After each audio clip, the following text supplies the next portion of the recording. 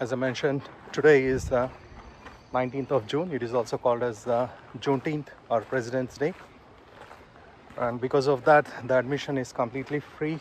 Otherwise, regular admission fee is $30 for adults and $15 for the kids. So I just made a reservation online, and it was so coincidental that, today happens to be President's Day when I planned my trip.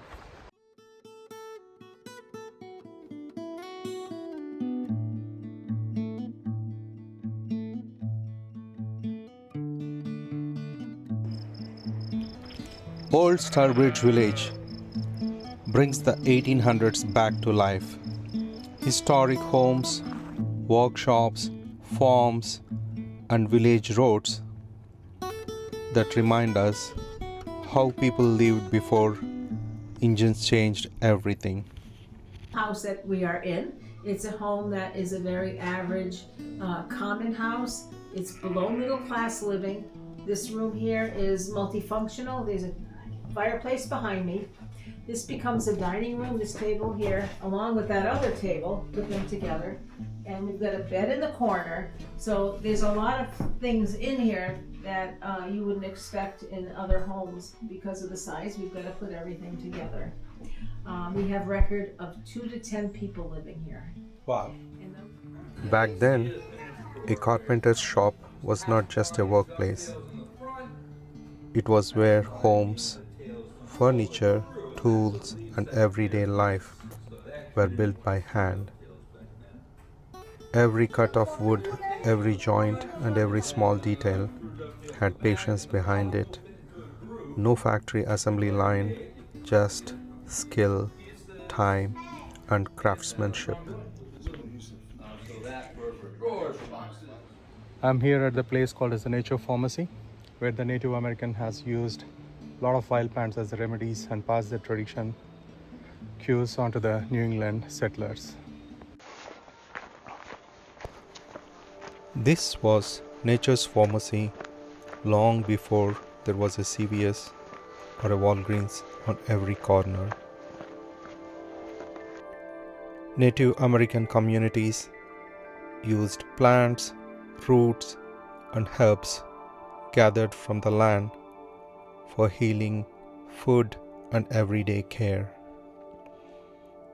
It is a reminder that long before modern medicine, people understood the power of nature, much like the Ayurvedic traditions of India. So I'm in front of a store which has an extensive collection of goods imported around the world. I'm really excited to see if there is anything that is imported from India back in those days. Let's go inside and explore. Is that the textile section? Exactly. That's what this. Yeah, about a third of our inventory are sewing goods, and you Awesome. recognize the textiles when I. Okay, and they're all imported from all over the world? Well, both New England and Great Britain are famous for their textile mills, so a lot of the fabric, cotton and wool, comes from New England and England. But we also have silk from China, fine woolens from Kashmir. Kashmir, okay. Lace from Ireland. Wow, okay. Yeah, I'm from India. Kashmir, of course, is from that place. So. That's right. And we have a lot of things made out of elephant ivory from India. Oh, wow. Okay, is there any goods here which are made of ivory here, like for the display? Yeah, we got it. These fans are made of ivory.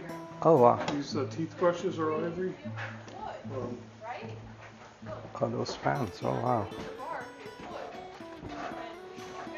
And what else you said? The brushes. The Okay. fans. Oh, those are all ivory products. These acorns unscrewed up on the thimble. Yeah.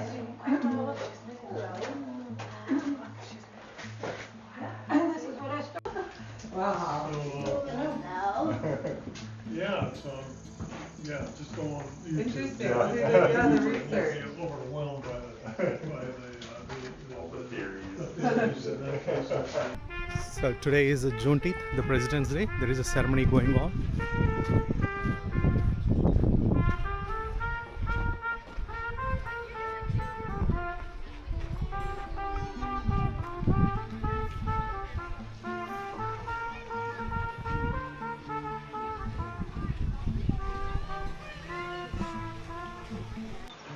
I'm in front of a tin shop. This is the place where all the kind of utensils, kitchen utensils, candle holders, and multiple items are made out of, like, tin metal. A place of manufacturing where, as you can see, he's going ahead and doing a bunch of banging on things and making the design for our punch line. And then the gentleman behind him is using a wiring machine, which is one of many machines that we'd have in our shops, where he's working on making cups. Oh. And then I'll be working on over here. I've got my soldering station. I'm just waiting for my fire to actually get started here, but making things like these candle holders. Oh, those are the candle holders. Yeah. Awesome. Yeah. So it'd be basically all sorts of things that you'd be using in your house. Lots of kitchen utensils, lighting devices, all made out of this material right here. And that's called tin plate, which would be coming through pretty much any port town or port city. So Worcester, Boston, Bristol, Mystic, those are all places that we might go and purchase tin plate from a merchant, and then bring it back here and make all of the shiny stuff that you see.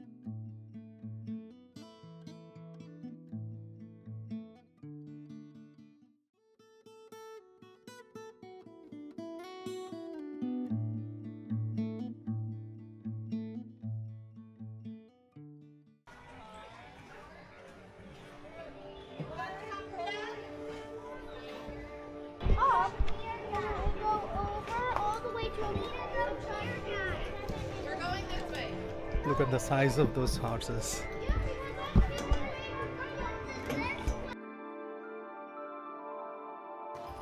Back then, this was the original road trip vehicle.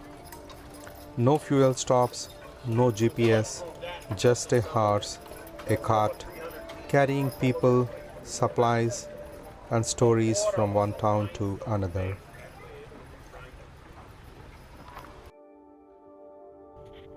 The covered bridges are so unique to New England area.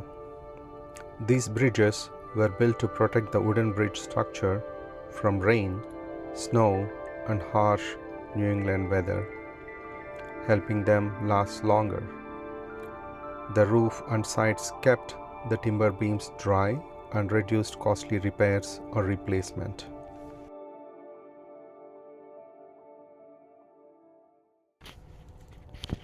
This sawmill turned raw logs into lumber, the material that built homes, barns, fences, and much of early New England. Instead of electric motors, the power came from moving water. The mill converted the force of stream into up and down motion needed to cut the timber.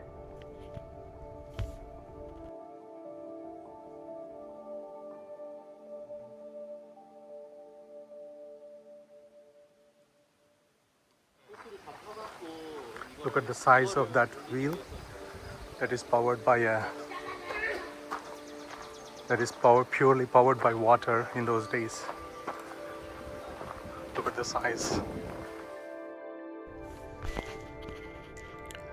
And this is the flour mill, where grain was ground into flour for daily bread.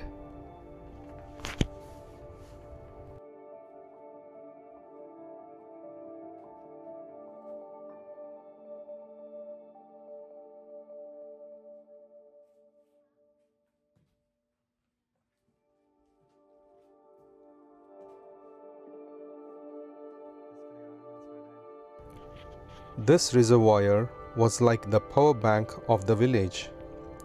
Water was stored here and released in a controlled way to keep the mills running. Long before electricity, this flowing water was the engine behind the sawmill, flour mill, and other workshops. Today, we worry about charging our phones. Back then, they made sure the water was charged.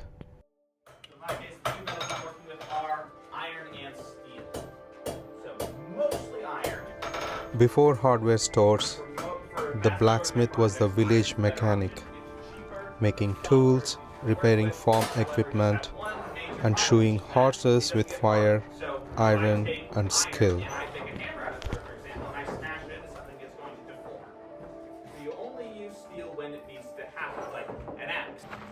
Visiting this Old Sturbridge Village is definitely like a time machine. It just took me back to 1800s.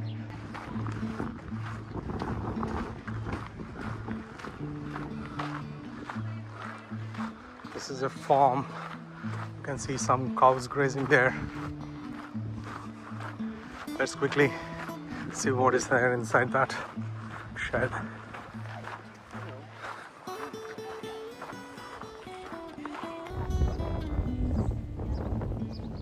This is a cooper shop where all the wooden stuff is made. You can see baskets, kegs. Even the grass was cut the old-fashioned way.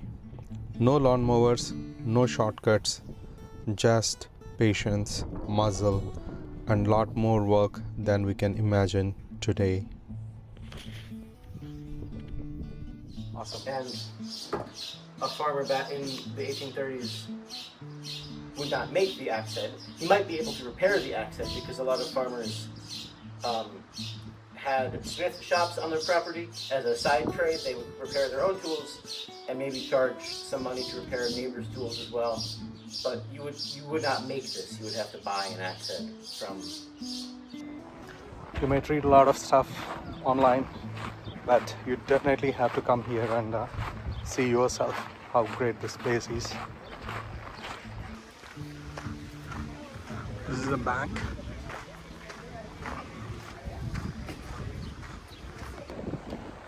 I'm pretty much done with the Old Sturbridge Village, and you can see the chief waiting for us for the next leg of the journey.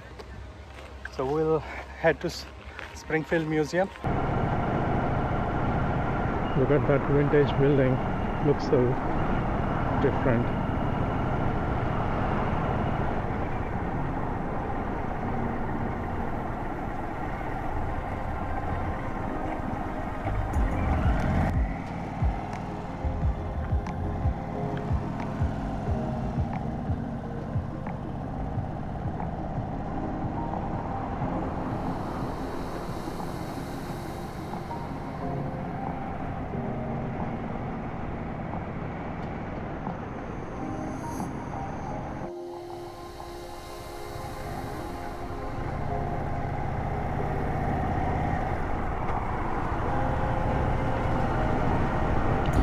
We are 5 minutes away to the museum.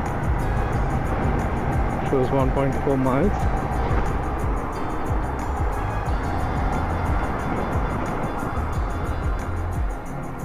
After riding all the way through back roads, historic towns, and Old Sturbridge Village, I finally made it to Springfield, the birthplace of Indian motorcycle.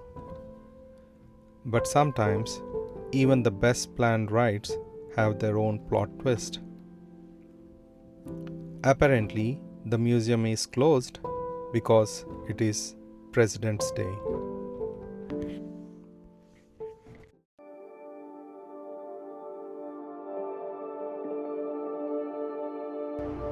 They both partnered together to manufacture the first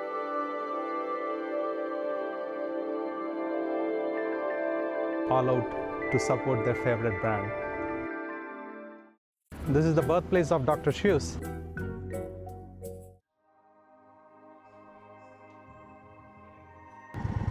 If there is an accident or